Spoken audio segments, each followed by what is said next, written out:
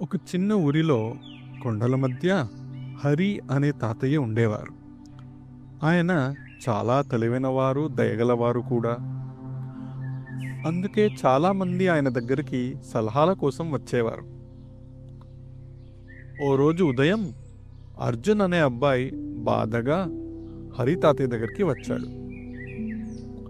తాతయ్య, నేను ఎంత కష్టపడ్డా జీవితంలో ముందుకు వెళ్ళట్లేదనిపిస్తుంది అని అన్నాడు.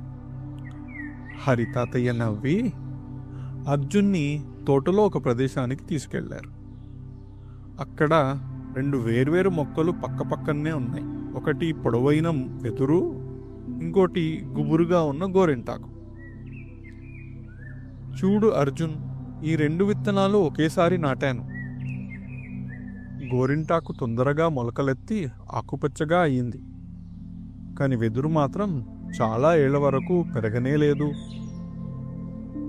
అయినా నేను రోజూ దానికి నీళ్లు పోసేవాడిని. అది పెరుగుతుందని నమ్మాను.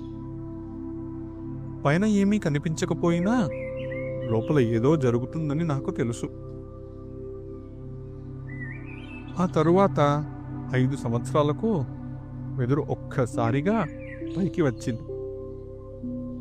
కొన్ని వారాల్లోనే తోటలోని అన్ని మొక్కల కంటే పొడవుగా పెరిగింది. అది ఇంతకాలం ఏం చేసిందో తెలుసా అని అడిగాడు.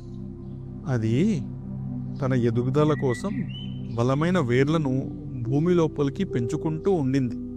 అందుకే గుర్తుంచుకో అర్జున్, బయటకి పెరగడం కనిపించకపోతే అది పెరగడం లేదని కాదు. దట్టంగా పెరగటానికి మొదట వేర్లు బలంగా ఉండాలి అని అన్నారు. ఆ రోజు నుండి అర్జున్ వెదురు యొక్క బలాన్ని, ఓపిగ్గా ఎదుగుతూ ఉండాలనే విషయాన్ని గుర్తుపెట్టుకుంటూ పనులను ధైర్యంగా, ఓపిగ్గా చేయడం మొదలెట్టాడు.